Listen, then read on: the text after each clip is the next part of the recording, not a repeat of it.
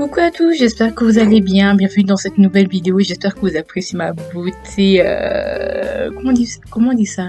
Du soir. Parce que je viens de rentrer du travail, de la formation, de tout.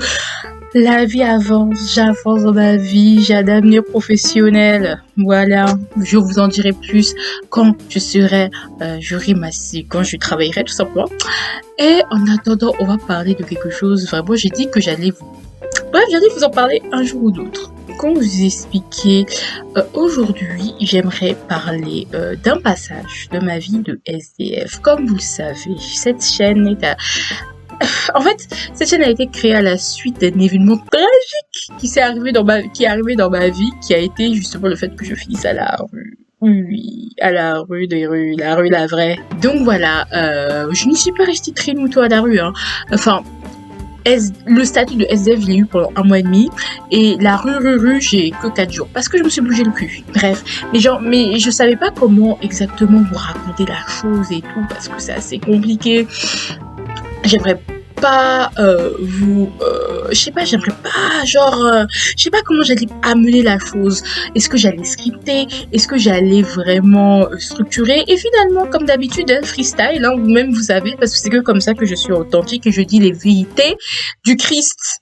Voilà, que je dis les vérités, que je parle, que je m'exprime et que je me censure pas, parce que quand je scripte je censure, parce que je suis perfectionniste, du coup voilà. Et puis même si je commence à scripter, la vidéo ne va jamais sortir. Vu comment j'ai très peu confiance en moi, ça se voit pas, hein. On dirait pas, oui je sais. Mais tout ça pour vous dire que voilà, il vaut mieux que ça se passe un séant que pas du tout, voilà.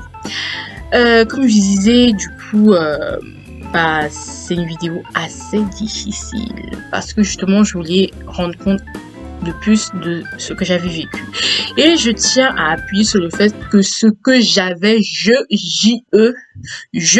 première personne du putain de singulier là, hein, voilà, je tiens à vous dire parce que ce que j'ai vécu n'est pas une vérité, parce que l'expérience de la rue va être différente en fonction de votre âge, de votre poids, de vos problèmes de santé, de votre situation maritale, de vos expériences au moment de votre travail, si vous avez fait des études ou pas, au moment où vous sortez dans la rue, en fait, tout simplement. Donc, chaque être humain va vivre la rue de manière différente. On va avoir des similitudes, des points en commun, parce que, bon, les associations sont les mêmes, mais chaque être humain vit des choses différemment. Donc, ne venez pas me dire, oui, mais un tel a vécu pas du tout la même chose que toi, donc ce que tu dis, c'est faux. Ayez du recul. S'il vous plaît, vous êtes allé à l'école de Jules Ferry, là, gratuite et obligatoire, donc s'il vous plaît, ne me cassez pas les couilles. Oui, je vais dire couilles aujourd'hui, parce que là, les gens comme ça, je vais vous étriper. En commentaire, vraiment, je vais vous supprimer et vous éradiquer de la surface de la Terre, d'accord? Vous soyez un peu indisciplinés, un peu d'esprit critique, oui. Sinon, je vous raconte tous les bails, hein. Donc, moi, je vous raconte des choses de la vraie vie, donc vous n'avez qu'à écouter. C'est une expérience comme une autre, et j'aimerais justement défaire des croyances sur la rue, sur le fait d'être SDF. Voilà. Donc, on va commencer comme ça. Vous avez tous entendu un jour que si tu ne travailles pas bien à l'école, tu vas finir SDF, sans loyer, sans argent. Oh, mais si tu fais ça, tu risques de finir SDF. Mais qui sait ce que c'est réellement être SDF? Mais personne, ces gens-là, eux, ils n'ont jamais fini à la rue. Non pas que je les méprise, parce que c'est vraiment un truc qu'il faut vivre. Pour le coup, c'est vraiment un truc qu'il faut vivre. Et sachez une chose. Être à la rue n'est qu'une expérience de la vie. Oui, une expérience terrible, traumatique, mais une expérience de la vie, une occasion de faire autre, voilà, de réagir, d'accord? Être SDF, ça peut arriver à tout le monde. C'est sûr que toi qui es derrière ton écran, tu peux, demain là, ça se trouve que bon, tu es dehors, voilà. Et c'est la vie, d'accord? Et c'est la putain de vie. Et c'est pour ça que moi je vous dis, moi j'en veux à personne. Vraiment, être SDF, c'est la vie. Voilà, c'est une expérience de la vie qu'il faut vivre. Parce qu'il faut savoir tout perdre dans la vie pour comprendre les vraies choses, les vraies leçons. Parce que Quand tu es SDF, tu comprends des choses que tu n'aurais jamais comprises si tu étais emmitouflé dans ton confort au chaud. Et pour arriver à finir SDF, il faut que vraiment que les red flags, tu ne les aies vraiment pas vus. Que ce soit pire que des molécules, un atome en fait. Tous les red flags de l'univers sont passés à la trappe pour vraiment finir à la rue. Voilà. Sachez que c'est un peu le dernier recours de l'univers pour vous donner l'occasion de bouger le cul, quoi. Parce que vous étiez, de toute façon, vous étiez dans une situation de merde, d'une manière ou d'une autre. Sachez-le. Donc, l'histoire de oui, si tu fais pas les études, tu vas finir à la rue, c'est de la merde. Tu seras pauvre. Mais être pauvre, est-ce que c'est mauvais? Non. Tu auras un toit sur ta tête, mais tu seras pauvre.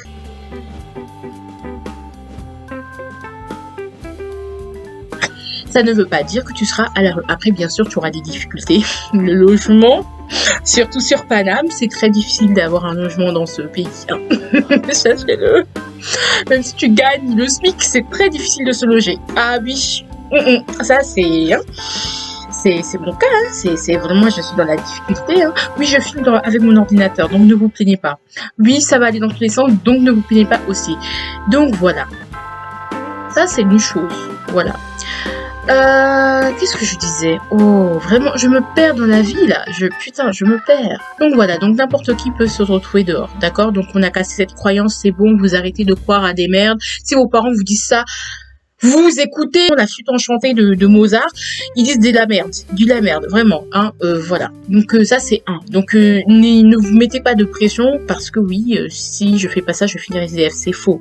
C'est la peur de manquer qu'on vous crée, qui est une peur qui te freine à faire des choses que tu aimes faire, d'accord? Tu as peur de manquer, j'ai cette peur. Tu as peur de manquer, tu as peur d'avoir la dalle. Du coup, tu vas manger plus que de raison. Du coup, je sais pas, tu vas faire des trucs dans l'excès pour éviter de manquer un jour. C'est comme ça qu'on devient obèse. Sachez-le, la peur d'avoir faim, c'est une putain de peur. Et je suis dans cette peur. Tout ça pour dire parce que j'ai eu la dalle. Bref, tu peux finir SDF du jour au lendemain. Il faut savoir que avant que je finisse SDF, j'étais dans le 16e arrondissement avec une maman qui me faisait des virements bancaires. Bon, j'avoue que le rapport à l'argent, la manière dont on gérait l'argent était très malsaine. Mais il y avait de quoi, il y avait l'argent. Moi, j'avais une carte de crédit, la Visa Premier, vous-même vous connaissez, hein, alors que je n'avais pas produit un seul centime de ma vie. Donc, pour vous dire que j'étais dans l'opulence, j'étais à l'aise. J'avais des études de kinésithérapie, un kinésithérapeute diplômé, vraiment, ça finit avec les pépettes. Hein. Il n'est pas à plaindre. Le monsieur n'est pas à plaindre. Il va pas passer par l'orgasmique et puis non. Lui, dès qu'il vient, il dit oui, j'ai un garant, c'est bon, il a son logement. Tu vois ce que je veux dire? Il n'a pas besoin de galérer. Bon, il galère dans les études, dans le stress, dans les burn-out, dans les dépressions, mais c'est pas... T'as vu? Ça, il a d'autres galères qu'il ne connaît pas. Bon, ça c'est sûr. Bon, hein, tout est relatif, hein, chacun vit sa merde, hein, donc voilà. Mais tout ça pour vous dire que vraiment, moi, finir un jour à la rue, SDF, jamais je n'aurais cru. Mais j'ai fini à la rue, pourquoi? Parce que, au lieu de prendre mes clics et des claques et de quitter mes études, de prendre mes dispositions pour quitter mon foyer, d'appeler les assistantes sociales, pour me rendre compte à quel point j'étais dans une configuration familiale extrêmement toxique, j'ai attendu, je me suis morfondue, j'ai fait un burn-out et je me suis enfoncée dans le caca. Jusqu'à ce que l'univers a dit, bon ma fille, vraiment, si on va te mettre vraiment dans la merde, mais là c'est la dernière chance, hein, la der des der. Là, il faut que tu tailles la route. Et donc, je me suis retrouvée à la rue comme ça. Alors, premièrement, qu'est-ce que je pourrais vous dire? Moi, la chance que j'ai eue, c'est que quand j'ai fini à la rue, c'est que j'avais le carnet Solidarité à Paris.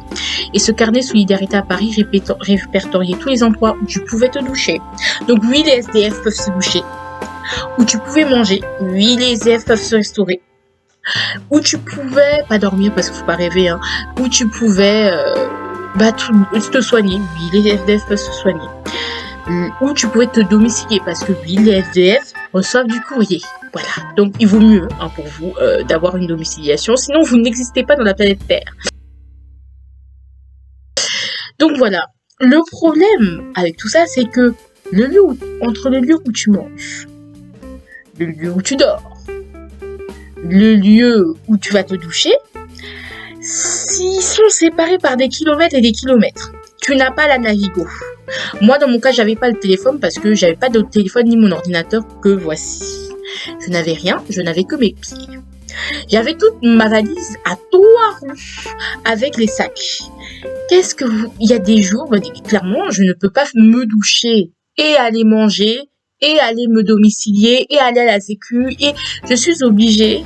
C'est ça le problème quand t'es SDF, c'est que les distances que tu parcours, tu fais des distances vraiment. Ah, mes trapèzes, mes pieds ont commencé à nécroser. Non mais, je veux dire, c'est pas une vie. Et quand t'es une femme, la nuit, non, ça, la partie sommeil, je vous en parlerai plus tard. La partie sommeil, là, je vais vous en parler plus tard. Sachez que vraiment, c'est trop grave. C'est trop grave. C'est-à-dire que, par exemple, pour toi, aller à l'école, je sais pas, par exemple, si toi, tu veux aller à la sécurité sociale, tu te prends une matinée, tu y vas en métro, tranquille. Ok, il y a les heures d'attente, ok, il y a les gens chiants de la sécurité, mais tranquille. Moi, je n'avais ni de téléphone, ni de rien. Et en plus, il faut pas oublier que les besoins, il faut pas oublier l'eau. Donc, il n'y a pas des fontaines partout à Paris. Surtout qu'on était en décembre. Et en décembre, quand on dépasse, il fait très froid, il y a beaucoup de fontaines qui sont condamnées. Genre. Donc, voilà, tu es obligé de te dégargariser dans les parcs, vraiment. C'est dur, c'est très dur. Donc, j'ai marché. Avec tout ça, tu as les intempéries. C'est-à-dire que pleuvoir à Paris, franchement, déjà, il fait froid. Et déjà, il pleut énormément. C'est-à-dire que, genre, le matin, tu te réveilles dans le froid. Tu te dis, tu es moi. Et puis, l'après-midi, tu marches. Je dis, ah, ok, bonne humeur, ça va. Je suis forte, hein, warrior, mental d'acier, tout ça. Et puis, tu as la pluie qui tombe. Tes chaussures sont mouillées, tu pues des pieds, tu n'as qu'une seule paire de chaussettes. Pour te vous dire, j'ai utilisé des t-shirts en guise de chaussettes. Hein. T-shirts en guise de chaussettes. Ensuite, il pleut tout le temps. Déjà, il fait froid, tu es mouillé. Et puis après, il pleut, tu ne peux pas rentrer à l'intérieur pour te sécher. Surtout que moi, pendant 4 premiers jours, je suis restée 4 jours dehors. C'est-à-dire que 4 jours sans rentrer dans un endroit, en fait. C'est-à-dire que tu vois, quand tu as froid, tu rentres chez toi, du coup t'as chaud, et quand tu ressors, t'as encore froid. Mais tu vois, tu passes des journées, tu vois, comme tu vas au travail, tu vas à l'école, tout ça, tu passes des moments de la journée dans un endroit chauffé. Eh ben moi non. C'est-à-dire que pendant 4 jours, j'étais dans le froid. C'est horrible. Parce que avoir froid, les gars, tu peux rien faire quand t'as froid. Quand t'as froid, quand t'as faim, d'accord. Tu as soif, bon, c'est un peu pire, mais ok. Mais quand t'as froid, en fait, ce que vit ton corps, ça va agir sur ton mental. Donc, c'est-à-dire que t'as froid dans la tête. C'est-à-dire que quand tu as froid dans la tête, tu peux plus réfléchir. En plus, comment vous expliquer, être SDF et être une femme, c'est difficile parce que tu dors pas la nuit, d'accord? Tu dors pas la nuit parce que tu es réveillé par des bruits de la ville, tu es en hypervigilance. C'est-à-dire que tu dors et dès que tu entends un bruit, dès que ton corps, bien sûr, tes oreilles captent du bruit, et bien, ton corps va te réveiller brutalement. C'est-à-dire que limite, tu ne veux pas te réveiller. Tu sais que ça, c'est le bruit d'une feuille de papier ou du bus ou de la voiture. Mais ton corps va se lever. Et c'est comme si tu t'avais, je sais pas comment t'expliquer, c'est qu'on t'arrachait de ton sommeil. Et j'utilise le mot arraché, c'est petit, pour vous décrire à quel point c'était terrible, en fait, tout simplement. J'ai arraché. C'est-à-dire que, vraiment, mon corps se réveillait de manière réflexe. Tu vois, le tendon rotulien, tu vois comment quand tu tapes sur le tendon patellaire, comment ta jambe, elle part, mais c'est la même chose. C'est-à-dire que, imagine que le marteau du médecin qui tape sur ton tendon patellaire sur le bruit, et la jambe qui part automatiquement malgré le fait que tu lui dises de pas partir. Eh ben, c'est ton corps. Tu dors pas. Moi, je dormais que 2 heures. 2 heures par nuit. 2 heures par nuit, c'est rien. Pour moi qui suis une grosse dormeuse, je suis désolée, toucher à ma faim, c'est pas grave. Je me nourrirai de mes angoisses. Et c'est ce qui a été le cas. J'avais pas faim parce que je me nourrissais de mes angoisses. Comment dire? Prenez ma faim. Prenez ma soif. D'accord, je faisais les kilomètres pour me dégargariser, il n'y a pas de problème.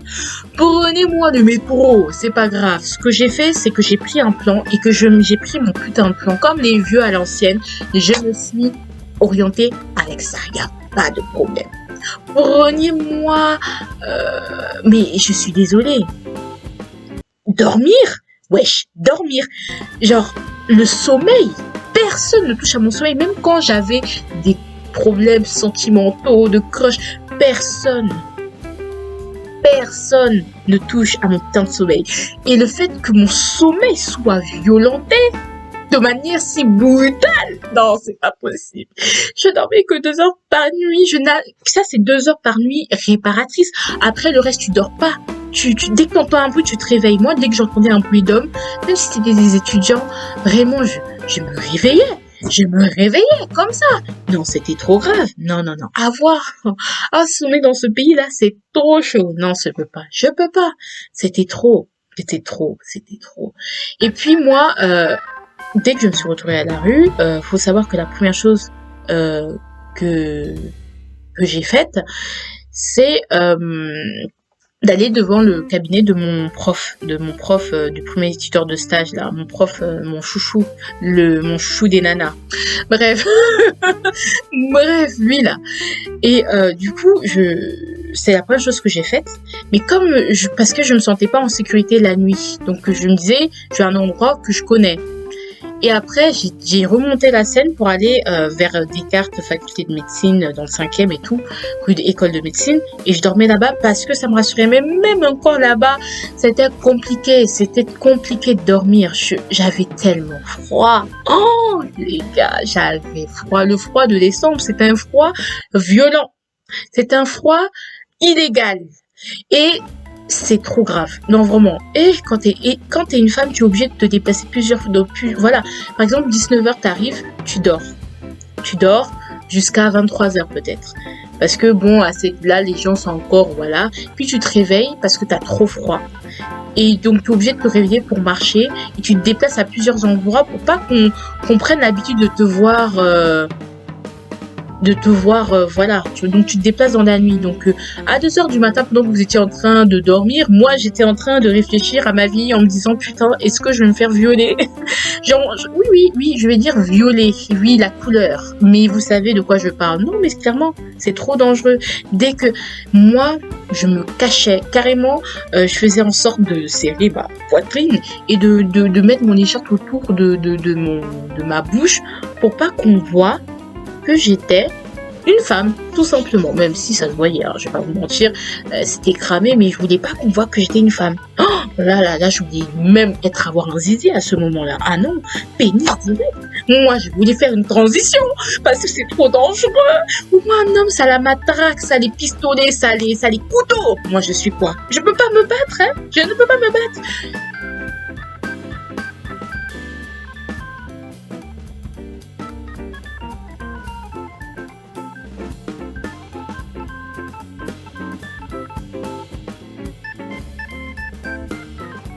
Oh, et puis voilà. Donc comment j'ai fait pour m'en sortir? Tout simplement parce que grâce à Solidarité à Paris, donc j'allais à plusieurs adresses. Ça c'est dur parce que quand tu vas à plusieurs adresses, tu vas chez les sœurs, elles sont en vacances. Tu vas là, en fait c'est pas là. Et puis se repérer sur un plan, c'est pas évident avec une valise et tout. Tu marches avec tes affaires, tu prends toute ta vie avec toi. Et jusqu'à ce que voilà, et en fait tu prends pas connaissance des informations qui pourraient t'aider tout de suite. Donc un jour, je vais à la mission locale, je me rends compte que c'est très très loin. Donc je mets des heures et des heures pour marcher avec toute ma valise là. Et en fait, j'abandonnais et à chaque fois je revenais au même endroit en me disant ouais, j'irai encore demain. Et ça a été comme ça 3 jours de suite, tout simplement. Un jour, parfois tu prends conscience qu'il y a des hébergements. Des associations qui peuvent t'accueillir la nuit ou des choses comme ça et donc du coup tu dis ouais, est-ce que je peux y aller, tu estimes la distance, tu estimes le nombre d'heures, est-ce que tes jambes vont tenir, est-ce que si tu n'y arrives pas tu vas pouvoir retourner en arrière. C'est extrêmement difficile, c'est dur franchement. J'ai tellement pleuré pendant ces moments-là et pourtant je veux dire jamais, je vous dis, pardon, jamais j'ai pensé retourner avec mes parents. Si j'y ai pensé, mais jamais je me suis dit, vas-y, retourne chez tes parents. De toute façon, saut comment, saut comme ça. Parce que j'étais tellement mal chez mes parents que, la rue c'était mieux, frère. Alors que, oh là là. Et puis, t'as aussi à manger quand tu vas, t'as aussi les restos du cœur, mais les horaires sont contraignantes. Il faut que tu sois à l'heure, sachant que t'es à pied, t'as toute ta vie, t'as toutes tes affaires. Comment arriver à l'heure? Parfois, j'arrivais beaucoup en retard. Du coup, c'était fermé, il faut faire la queue. Déjà là, et puis quand on te mange, quand on te donne, c'est sans sel. Puis, tu vois tu vois que les fruits qu'on te donne, tu vois les yaourts qu'on te donne sont des dates de péremption. Et en fait, il faut savoir, petit aparté, les dates de péremption, c'est de la merde. Hein, c'est de la merde. En fait, on te met une date de péremption vraiment au cas où, mais il faut savoir que le produit, il peut rester plus longtemps. Le pain, ça peut se manger très longtemps après. Les yaourts, ça peut se manger très longtemps après. Mais évitez de tous les trucs pour du laitier, dès que ça dépasse la date de péremption, par sécurité pour la salmonellose, Escherichia coli, des choses comme ça, jeter à la poubelle. Mais tout ce qui est pain, biscottes, fruits, vraiment, il faut manger. Vraiment, vous pouvez manger. Donc, c'est ça qui m'a choqué, c'est que c'était ça qui m'a choqué, c'est que c'est difficile en fait tout ça. Genre c'est clairement t'es la poubelle de la société, frère. Et c'est horrible parce qu'après t'as les gargouilles vraiment du ventre et tout. Tu dis non seulement j'ai pas d'argent pour me nourrir et j'ai pas d'argent pour aller me soigner, donc vaut mieux pas que j'ai la diarrhée dehors là, parce qu'il faut pas que j'ai besoin de médicaments. Ah non, c'est beaucoup. Là, je vous raconte succinctement, de manière désordonnée, pour vous vraiment essayer de vous dire les choses, parce que si je réfléchis trop, je vais jamais pouvoir vous raconter en détail, parce que c'est très très dur. Voilà. Là, je vous raconte comment j'ai vécu succinctement. Je pense que je vais raconter voilà comment c'était moralement. Là, je vous ai raconté la première partie, mais je vous raconterai l'autre partie. Je vais couper là, parce que je pense que ça fait déjà 22 minutes que je parle, et je trouve que ça fait beaucoup. Et donc, voilà, je vais vous parler après de moralement, comment je me suis sentie. Voilà. Allez, je vous laisse la suite, et puis bisous là. Et abonnez-vous aussi, hein, parce que je raconte pas ma vie pour que vous abonnez pas. Il faut qu'on sorte de la pauvreté. Je vous lis. Allez, bisous.